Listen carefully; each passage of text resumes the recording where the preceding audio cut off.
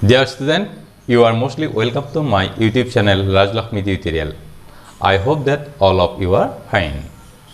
আজি মই নৱম মানৰ গণিতৰ প্ৰথম অধ্যায়ৰ সংখ্যা প্ৰণালীৰ অন্তৰ্গত অনুশীলনী 1.3 সমাধান কৰিবলৈ ওলাইছো।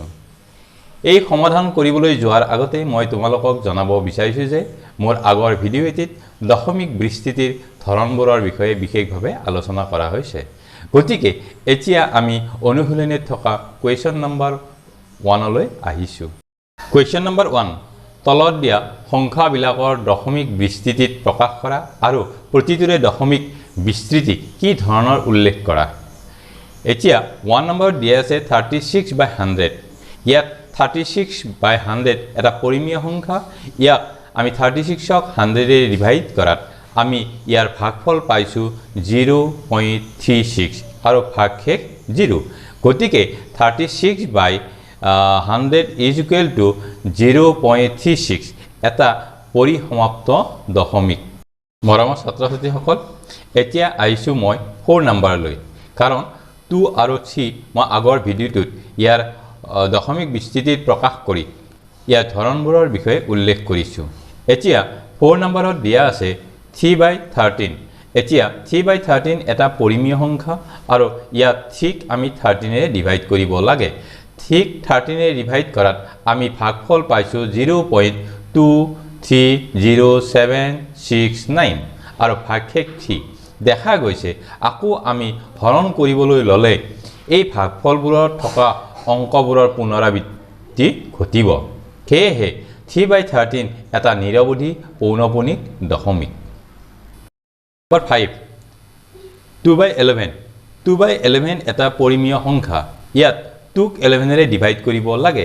এতিয়া আমি 2ক 11 ৰে ডিভাইড কৰাত ভাগফল পাইছো 0.18 আৰু ভাগশেষ 2। এতিয়া আমি যদি আকৌ ভাগ কৰিবলৈ লওঁ, ডিভাইড কৰিবলৈ লওঁ, তেতিয়া হলে আমি এই ভাগফলৰ অংকবোৰৰে পুনৰাবৃত্তি ঘটিব। গতিকে 2/11 is equal to 0.18 এটা নিৰৱধি পৌনঃপুনিক দশমিক।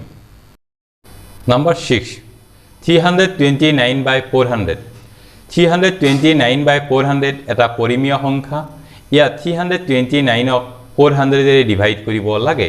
এতিয়া 329ক 400 ৰে আমি ডিভাইড কৰাত ভাগফল পাইছো 0.8225 আৰু ভাগশেষ 0। গতিকে 329/400 is equal to 0.8225 এটা পৰিসমাপ্ত দশমিক। কুৱেশ্যন নম্বৰ 2 যে তোমালোকে জানা যে 1/7 is equal to 0.142857 পৌনঃপুনিক।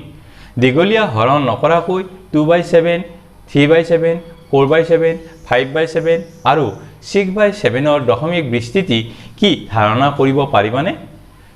যদি পাৰিবা কেনেকৈ? ইয়াৰ সমাধান কৰিবলৈ হলে 2/7 মানে হৈছে 2 into 1/7। গতিকে আমি 2/7ৰ মান পাবলৈ হলে 2 into 1/7ৰ মানৰ লগত পূৰণ কৰিলে হ'ল। আকৌ 3/7 পাবৰ কাৰণে আমি 3ৰ লগত 1/7ৰ মান পূৰণ কৰিলে হ'ল। আকৌ 4/7 পাবৰ কাৰণে আমি 4ৰ লগত 1/7ৰ মান পূৰণ কৰিলে হ'ল।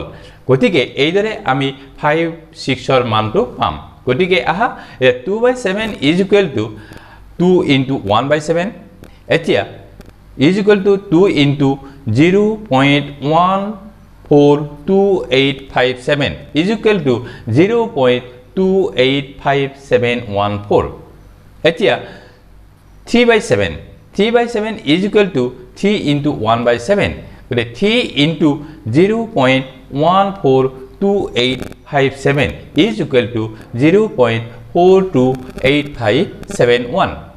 এতিয়া 4/7 is equal to 4 into 1/7। 4 into 0.142857 is equal to 0.571428। 5/7 is equal to 5 into 1/7 is equal to 5 into 0.142857 is equal to 0.714285। 6/7 is equal to 6 into 1/7 is equal to 6 into 0.142857 is equal to 0.857142. মৰমৰ ছাত্ৰ-ছাত্ৰীসকল, আজিলৈ ইয়াতেই সামৰণি মাৰিছোঁ। ইয়াৰ পিছৰ প্ৰশ্নসমূহৰ সমাধান পৰৱৰ্তী ভিডিঅ'ৰ জৰিয়তে তোমালোকলৈ আগবঢ়াম। মোৰ ভিডিঅ'টি চাই কেনে পালা লাইক আৰু কমেণ্ট কৰি জনাবা।